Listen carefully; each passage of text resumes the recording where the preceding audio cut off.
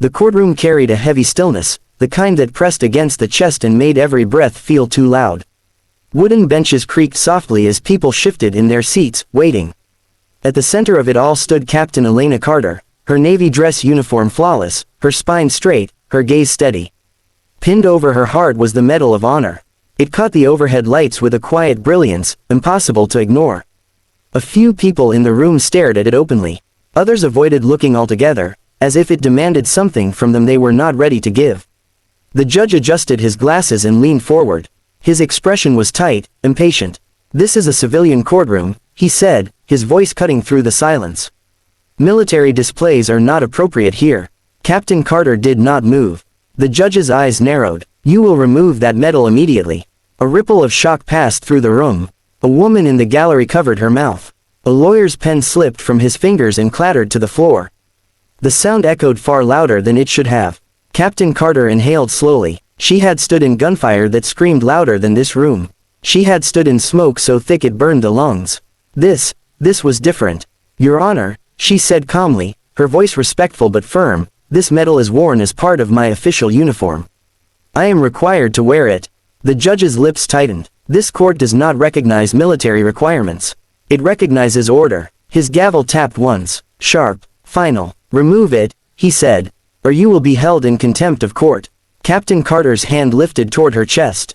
For a brief moment, her fingers hovered over the medal. Her knuckles whitened, not from fear, but from memory. She saw faces. Young ones. Smiling ones. Some that never aged past 25. She remembered hands slipping from hers in the dark.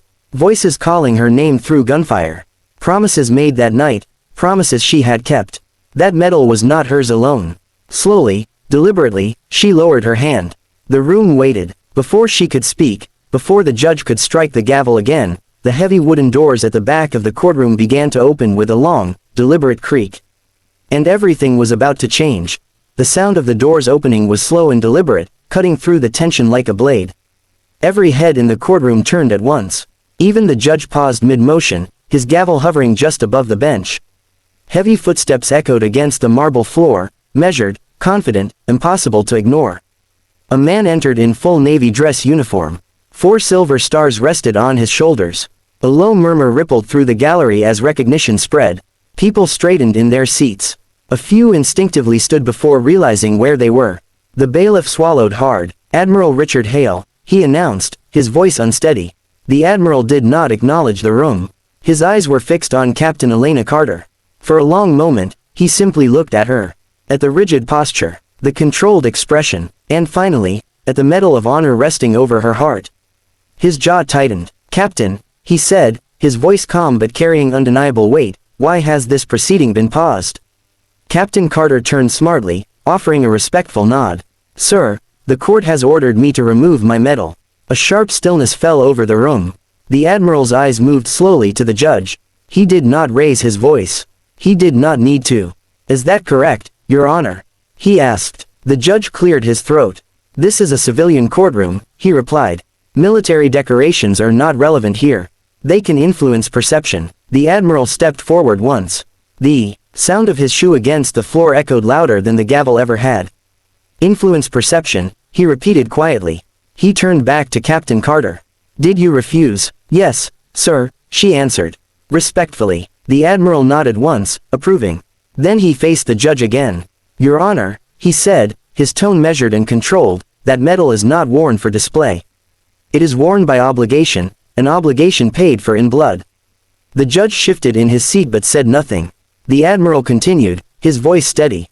"You may run this courtroom, but you do not outrank sacrifice." No one spoke. No one moved. The Admiral's gaze returned to the medal. "Before you order its removal again," he said, "you should know exactly what you are asking her to take off." The silence deepened, and the truth was about to be spoken aloud. The Admiral took another step forward, positioning himself between the bench and Captain Carter, not in defiance, but in quiet authority. His voice remained calm, yet every word carried the weight of command. "That medal," he began, gesturing toward Captain Carter's chest, "was earned during Operation Iron Shield." A few people in the courtroom exchanged uncertain glances. The name meant nothing to most of them, but to those who knew, it meant everything. "It was a night extraction," the Admiral continued. Hostile territory. Communications failing. Weather collapsing faster than predicted. He paused, letting the room catch up. The evacuation zone was compromised. Enemy fire cut through the perimeter. The original team leader was wounded within the first minute. The Admiral's eyes returned to Captain Carter. She assumed command without hesitation. Captain Carter stood motionless, but her jaw tightened. She ordered the helicopters out, he said. Not because the mission was complete, but because the wounded were on board, and staying meant losing everyone. A soft gasp rose from the gallery. She stayed behind, the Admiral said quietly. Alone. The word settled heavily in the room. For 12 minutes, he went on, Captain Carter held that extraction zone with limited ammunition, no air support, and a failing radio. The judge's face had gone pale. She dragged soldiers twice her weight through mud and fire, the Admiral continued. She applied tourniquets with one hand while returning fire with the other. His voice lowered. She was hit. Twice. Captain Carter's fingers curled slightly at her side. Yet she refused evacuation, the Admiral said. She refused until the final helicopter was airborne. The courtroom was utterly silent now. 3 service members died holding the outer line, he added.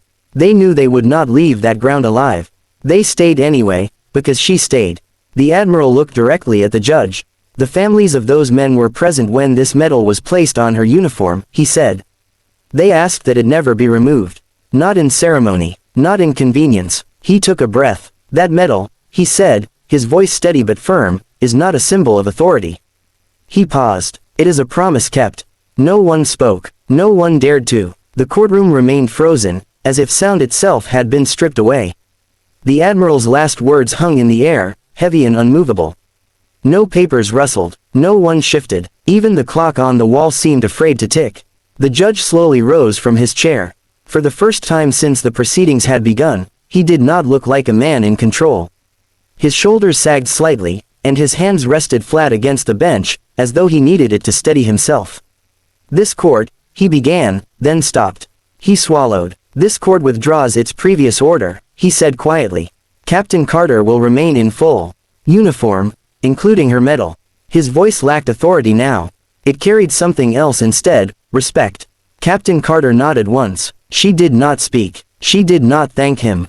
She had not worn the medal for recognition, and she would not respond to it now. The judge looked down briefly, then back up. The court apologizes. A single sentence. It felt larger than any verdict. The Admiral turned toward Captain Carter. For a moment, the 4-star officer was no longer an admiral. He was simply a man speaking to a soldier who had done her duty. You honored them today, he said softly. By standing still. Captain Carter's eyes glistened, but she held her composure. They never moved, sir, she replied. The Admiral nodded, understanding. As he turned to leave, something remarkable happened. One by one, people in the courtroom stood. No command was given. No order was spoken. Lawyers rose from their chairs. Civilians placed hands over their hearts. Even the bailiff stood straighter, eyes fixed forward. The judge remained standing behind the bench. Captain Carter stayed exactly where she was. The Medal of Honor caught the light once more, not as a decoration, not as a symbol, but as a reminder of sacrifice that demanded silence rather than applause.